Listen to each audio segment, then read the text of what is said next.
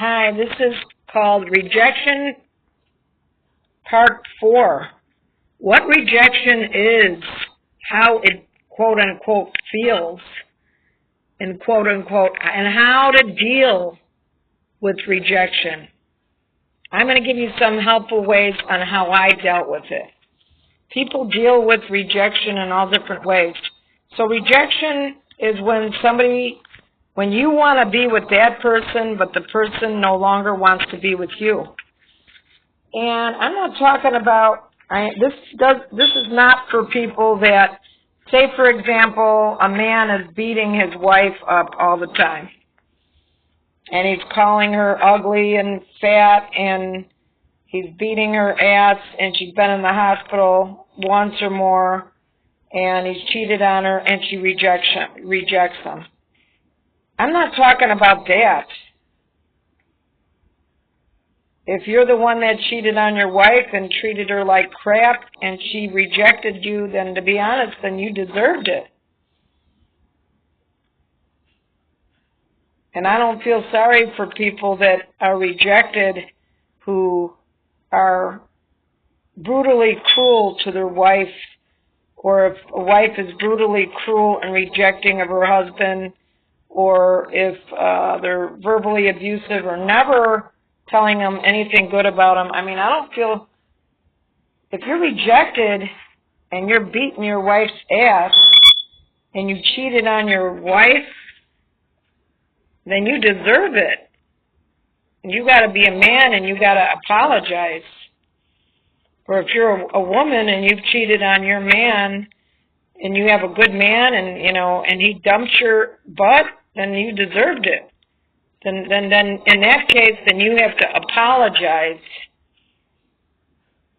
Then I think that it's time for quote-unquote marriage counseling.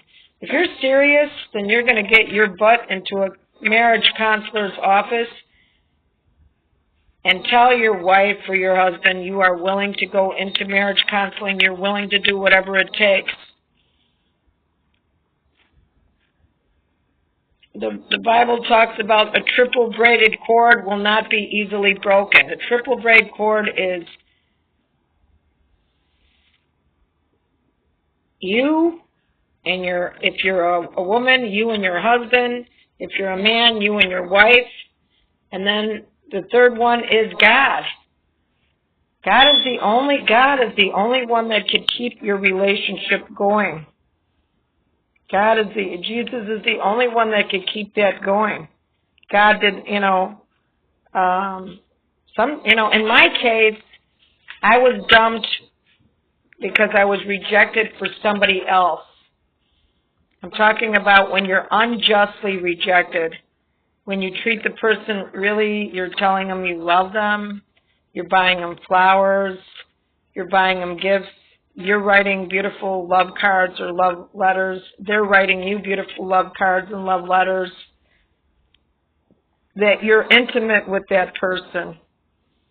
Intimacy doesn't have to be sexual intercourse. It could be holding hands, it could be passionately kissing, but especially if you're physically intimate too, that makes it even deeper.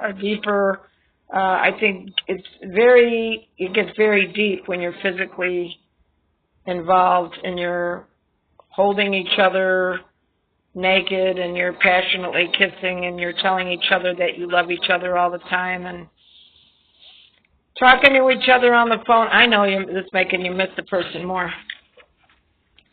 This is not about running to the phone and calling them up. This is about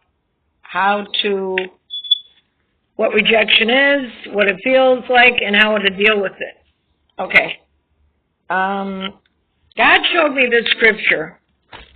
It's in 1 Peter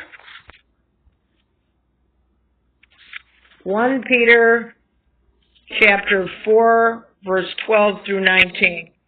Suffering as a Christian. It is written. This is from the King James Version. Beloved, think it not strange concerning the fiery trial, which is to try you, as though some strange thing happen unto you. But rejoice inasmuch as ye are partakers of Christ's sufferings, that when his glory shall be revealed, ye may be glad also with exceeding joy. If ye be reproached for the name of Christ, happy are ye, for the Spirit of glory and of God rested upon you, and on their part he is evil spoken of, but on your part he is glorified. But let none of you suffer as a murderer, or as a thief, or as an evildoer, or as a busybody in other men's matters. Yet if any man suffer as a Christian, let him not be ashamed, but let him glorify God on his behalf. For the time is to come that judgment must begin at the house of God, and if it first begin at us, what shall the end be of them that obey not the gospel of God? And if the righteous scarcely be saved, where shall the ungodly and the sinner appear? Wherefore let them that suffer according to the will of God commit the keeping of their souls to him in well-doing as to a faithful Creator. Okay, well that's one scripture. And then in John chapter 15:1, it is written, Jesus the true vine. Now Jesus Christ says, this is his word, it is written, I am the true vine, and my Father is the husbandman. Every branch in me that beareth not fruit, he taketh away, and every branch that beareth fruit, he purges it, that it may bring forth more fruit. Now ye are clean through the word which I have spoken unto you. Abide, that means live. Abide in me, and I in you. As the branch cannot bear fruit of itself, except it abide in the vine, no more can ye except ye abide or live in me. I am the vine. Jesus Christ says, he is the vine. Ye are the branches. He that abideth means live. He that abideth in me, and I in him, the same bringeth forth much fruit, for without me ye can do nothing. Jesus says that when we're connected to him, that we can produce a lot of fruit, but without him, we are nothing. We won't produce anything good. If a man abideth not in me, he is cast forth as a branch and is withered. That means it dies. And men gather them and cast them into the fire and are burned. They are burned. If ye abide, that means if ye live, if ye abide in me, and my words abide in you, ye shall ask what ye will, and it shall be done unto you.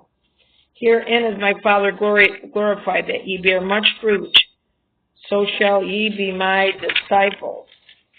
As the Father hath loved me, so I have loved you. Continue ye in my love, Jesus Christ says. If you keep my commandments, you shall abide in my love, even as I have kept my Father's commandments and abide in his love. These things I have spoken unto you, that my joy might remain in you, and that your joy might be full. This is my commandment, that ye love one another, as I have loved you. Greater love hath no man than this, that a man lay down his life for his friends. Ye are my friends, if you do whatever I command you. Henceforth I call you not as servants, for the servant knoweth not what his Lord doeth, but I called you friends, Jesus Christ says. For all things that I have heard of my Father I have made known unto you. Jesus goes on to say, ye have not chosen me, but I have chosen you and ordained you, and that ye should go and bring forth fruit, that your fruit should remain, that whatsoever ye shall ask of the Father in my name, Jesus Christ says, he may give to you. These things I command ye. These things I command you and me and all of us. These things I command you, that ye love one another. Jesus asked us to love one another.